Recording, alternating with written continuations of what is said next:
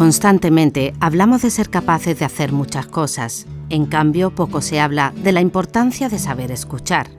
Uno de los 5 sentidos del ser humano es el oído, pero la escucha es una habilidad que hay que trabajar continuamente, porque en nuestra vida diaria nos comunicamos con muchas personas y hay que saber escuchar. Escuchar es un arte y a escuchar se aprende. Es una manera de poder acompañar a sanar a las personas. Se supone que todo el mundo tiene la capacidad de escuchar. Para empezar, porque uno empieza escuchándose a sí mismo. Cuando está malo, un niño empieza a notar. Lo que no sabe es poner palabra a lo que le pasa. Entonces muchas veces podemos empezar a estar atentos a cosas. Empezamos nuestras. Y ¿por dónde dice un niño? Que no, me duele por aquí, ¿no? Entonces es como la primera escucha que uno tiene.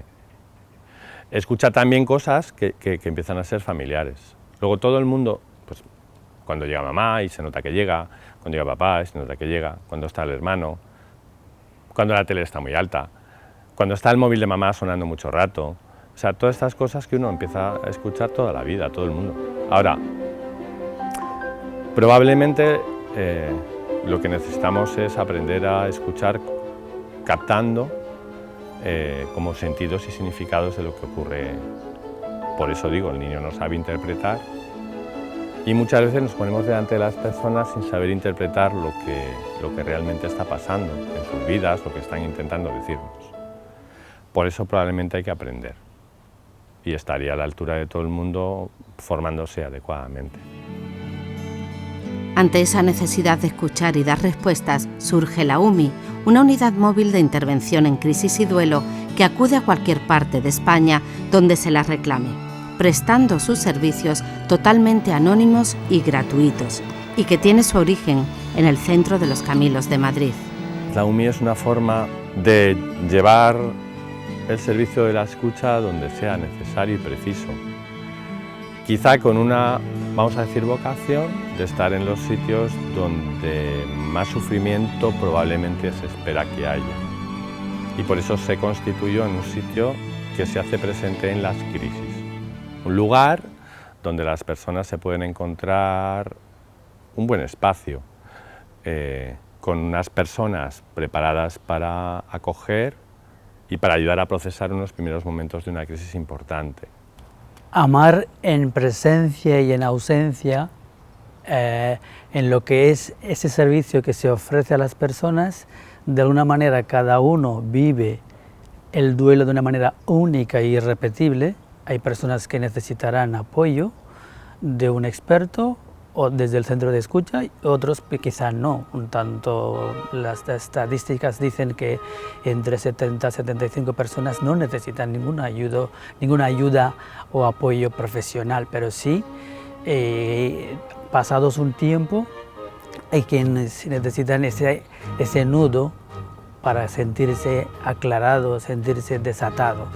Por eso nuestro servicio está a disposición de aquellas personas que se sientan necesitadas, para que en algún momento dado estamos ahí con ellos y para ellos asistir, acompañar y apoyar desde la escucha empática y activa. De alguna manera, cuando José Carlos Bermejo concibe esta historia, la concibe como una especie de evangelio en la calle, como de andar por los caminos. Y es un poco así. Mi amigo Sebas lo que lo convirtió es como que yo soy un psicólogo on the road, es decir, o sobre las ruedas, no solo en la carretera, sino un psicólogo como rodante. Pero sobre todo es un proyecto en el que se pretende acercarse a personas en el momento en el que es necesario. Y aprendiendo muy bien a encontrar como esa chispa que puede favorecer que una persona reviva un poco a partir de un punto de crisis sus propios recursos, posibilidades y capacidades para salir un poco, bueno, mínimamente adelante, reforzado. La tarea como nuevo referente de la red de centros de escucha en todos esos ámbitos es reforzar, revitalizar y asistir y acompañar, y a su vez detectar las necesidades. Ahora que se ha aumentado la necesidad y la demanda por la pandemia, es para que hacer una mayor visibilidad de cada uno de los centros y que esos centros a su vez compartan esas experiencias cumbres con otros centros y esas buenas prácticas que se vayan aumentando poco a poco. Hay 32 centros de escucha en España, más de 10 en América Latina y 4 centros en proceso. El primero en Madrid nace en 1997, tomando el ejemplo de San Camilo de Lelis, que comprendió la necesidad de cuidar a la persona que sufre como si fuese el mismo Jesús. Benedicto XIV, que fue quien lo canonizó, dijo que era el fundador de una nueva escuela de caridad. Lo que pasa es que San Camilo no solamente aprendió a cuidar, sino que se dio cuenta de que había que enseñar a cuidar. Y ya en una forma muy primitiva, antes de que Harvard hiciera cosas como role-playing, él ya hacía como un poco ensayos de cómo llevarlos a los enfermos y ponía a sus compañeros a cuidar, a cómo lo haces, un poco desde ahí. Los centros de escucha es de una manera el Evangelio en la calle, los gestos de Jesús en la calle, de alguna manera llevar todo lo que vivió Jesús, ponerse a manos de la gente, del servicio de la ciudadanía y de las personas para que puedan sentirse aligerados, aliviados en sus momentos de soledad, sufrimiento, de una pérdida o de un suicidio o del tipo que sea.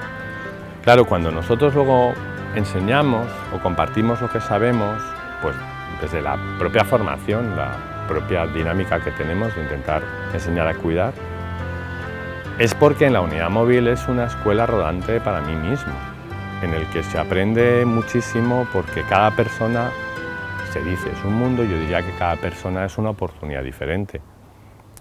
La escucha, en definitiva, tiene un punto de arte muy importante, ¿no? Es algo así como hacer piezas únicas, ¿no?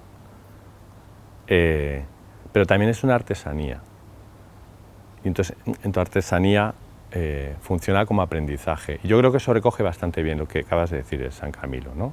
Es decir, nosotros enseñamos desde lo que aprendemos.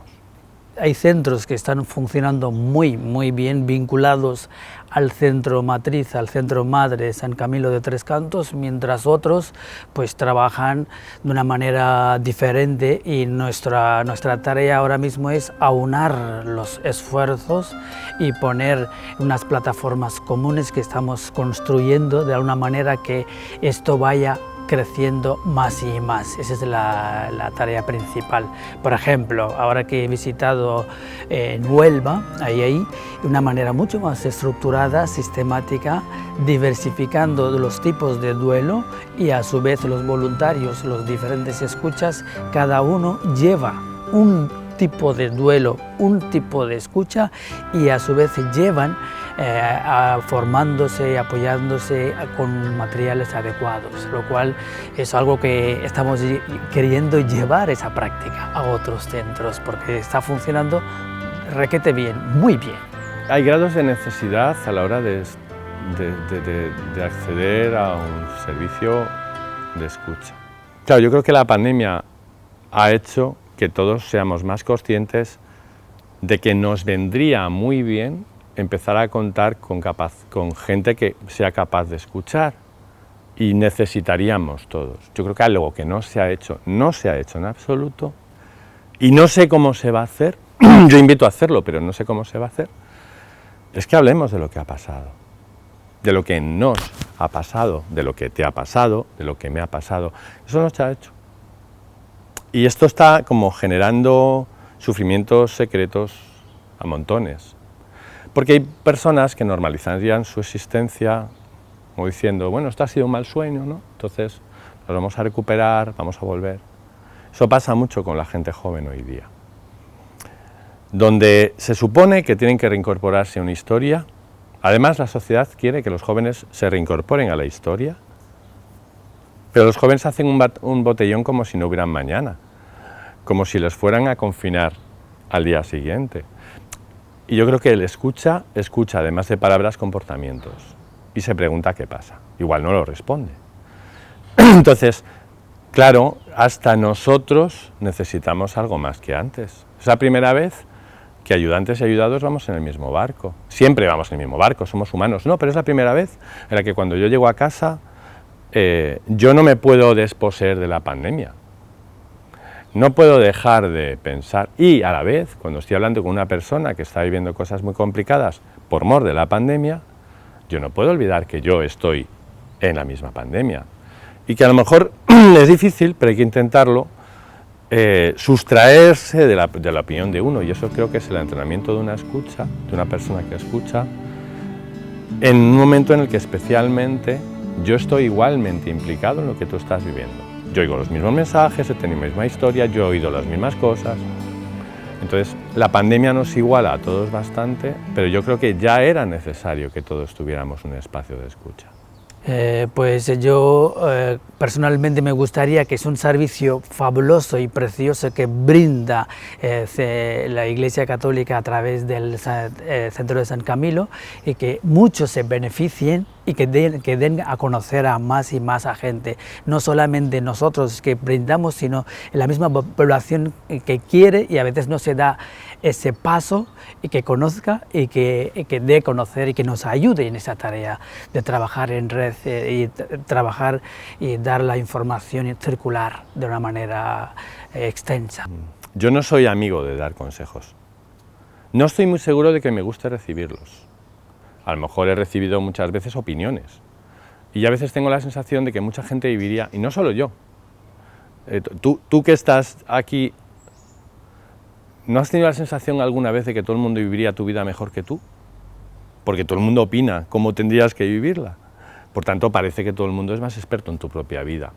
Eso sería que yo diera un consejo. Entonces, lo más que puedo hacer es compartir cómo yo afronto esto, cómo lo he vivido, con qué conciencia, intentando pensar en qué cosas. Pero no, en la pandemia además hubo mucho de esto. Protocolos, consejos, decirnos cómo tenemos que comportarnos. Yo entiendo que esto viene de la inseguridad, pero los seres humanos tenemos más capacidad para crear nuestros propios consejos y nuestros propios protocolos que están dentro de nosotros. Y yo creo que, claro, a lo tonto es el único consejo que he dado, ¿no? No se trata de dar consejos, pero sí crear una cultura del cuidado del otro, tomando las claves del Papa Francisco. Más que nunca necesitamos de hombres y mujeres que desde su experiencia de acompañamiento conozcan los procesos donde campea la prudencia, la capacidad de comprensión, el arte de esperar, la docilidad del espíritu. Necesitamos ejercitarnos en el arte de escuchar, que es más que oír.